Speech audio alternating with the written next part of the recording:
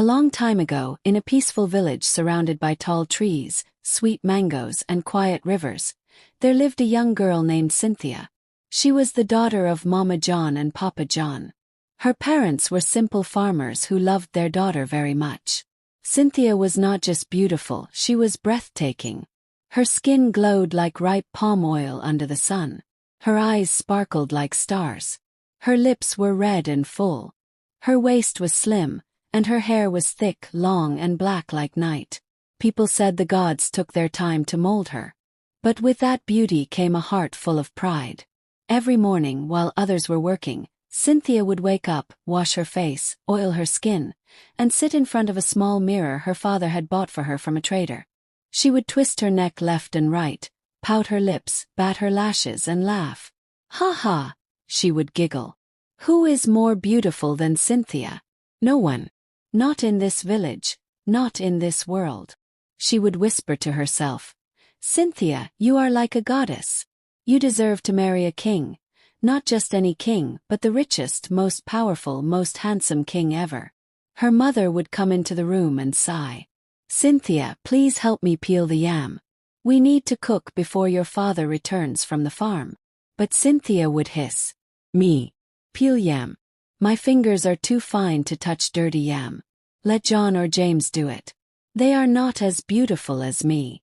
Her mother would shake her head sadly and walk away. When other girls went to the stream to fetch water, Cynthia stayed behind to brush her hair. When the women swept the compound, she sat and painted her nails with palm oil and crushed hibiscus petals. When the village gathered for community work, Cynthia stayed indoors and posed in front of her mirror. Even the mirror seemed tired of her face. Her friends loved her, but she didn't return their kindness. One by one they began to marry. First Zara, then Queen, then Mark. But they didn't marry rich men. They married humble farmers, hunters, and fishermen. Cynthia laughed at them all. "Ha! Zara, look at your husband. His teeth are like roasted corn. Queen, your man rides a bicycle. Mark, yours doesn't even have shoes. What a joke." They tried to ignore her, but sometimes they cried in secret. Still, they were happy in their marriages, and that made Cynthia even more jealous. "Let them enjoy their poor love," she would say. "Cynthia will marry a king, wear gold from head to toe, and ride in a carriage pulled by white horses." One market day, the village was alive with sounds and colors. Women were selling tomatoes, peppers, and fresh okra. Children were running and laughing. Drummers played soft beats under a mango tree. Cynthia dressed herself in her finest wrapper and a shiny blouse that glistened like the morning sun. She tied her hair with bright red cloth and rubbed palm oil on her skin to glow. Then she walked to the market like a queen. Her waist danced as she walked. People stopped to look. "She's beautiful, but her heart is empty," one old woman whispered. "She walks like the ground owes her something," a young boy giggled. But Cynthia didn't care. She loved the attention. Suddenly she bumped into someone. Thud! Her basket fell.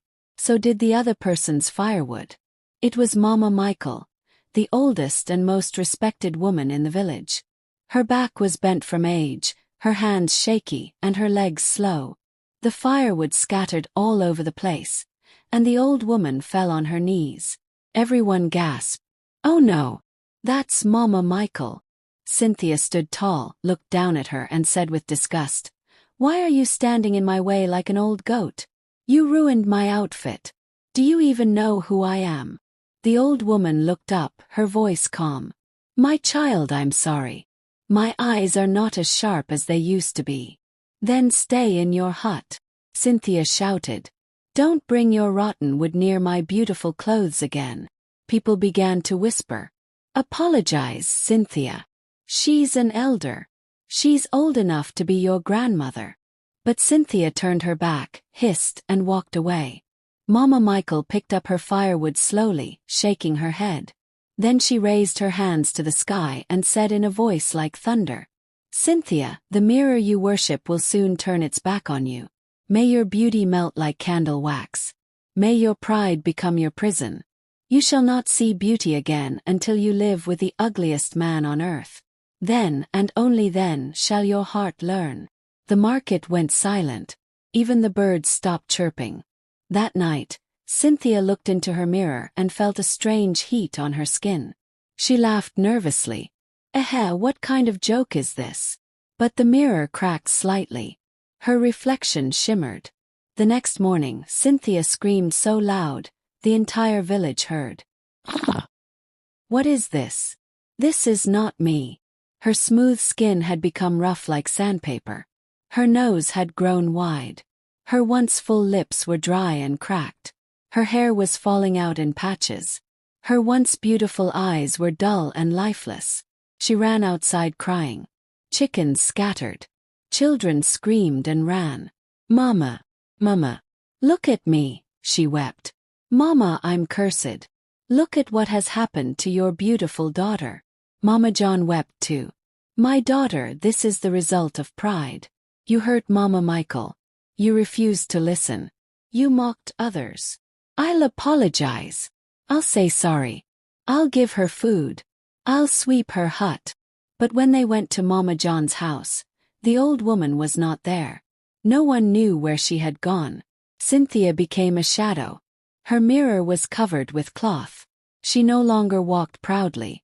She stayed indoors hiding. Villagers gossiped. Did you hear what happened to Cynthia? Her beauty vanished like smoke. Now she looks like the palm kernel shell. The once proud Cynthia was now silent, humble, and lonely. And that was when a mysterious traveler arrived in the village. He wore a long robe, his face hidden by a straw hat. He asked for Cynthia and gave her a message. Your curse can only be lifted if you marry the oldest, ugliest man alive. A man with rotten teeth, smelly skin, and a heart full of demands. Marry him not with your body but with your soul. Only then shall you be free. Cynthia cried for days. Must I marry a monster to become whole again? But deep inside she knew this was her test.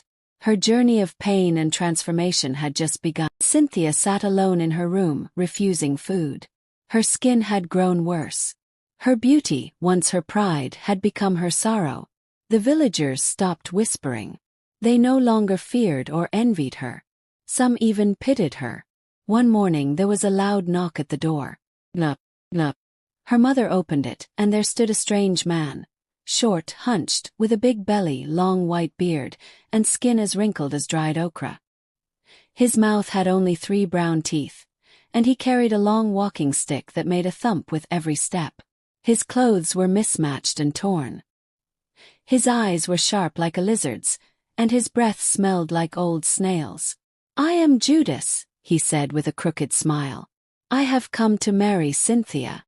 Mama John nearly fainted. Marry who? Cynthia. I heard she's looking for someone like me. Cynthia came out of the hut, her heart beating fast. When she saw him she froze. Her first thought, he looks worse than the curse itself. But then, her reflection in the water beside the house reminded her of who she had become. She remembered the words of the messenger. You must marry the ugliest man on earth. Not with your body but your soul. Only then shall you be free. She looked at Judas. He was chewing something. Loudly. Smack, smack, smack. Smelled like fermented beans. Do you accept me? Judas asked, picking his nose with his pinky. Cynthia swallowed hard and nodded slowly. Yes. The villagers came out in shock. Ah. Cynthia is marrying this creature. Wonders shall never end. Maybe she needs help. The wedding was simple. No music, no dancing, just quiet shock and silence. Judas wore a torn red wrapper. Cynthia wore a faded dress and no jewelry. Her pride had been washed away. That night, in their small, stinky hut, Judas snored like thunder. The bed shook. The windows rattled. Grrrrrrhhh. Is it a lion? She whispered in fear. His feet smelled like rotten yam. He drooled in his sleep. He farted with every turn. Cynthia sat by the window, wide-eyed and shaking her head. I am in a nightmare. But I must endure. I must change. I must be better. As time goes on, Judas was not just ugly, he was mean. He ordered her like a servant. Cook my food now. My back is itching. Scratch it. Wash my feet. He complained about everything. This soup tastes like stone. Why are you breathing so loud? Be quiet.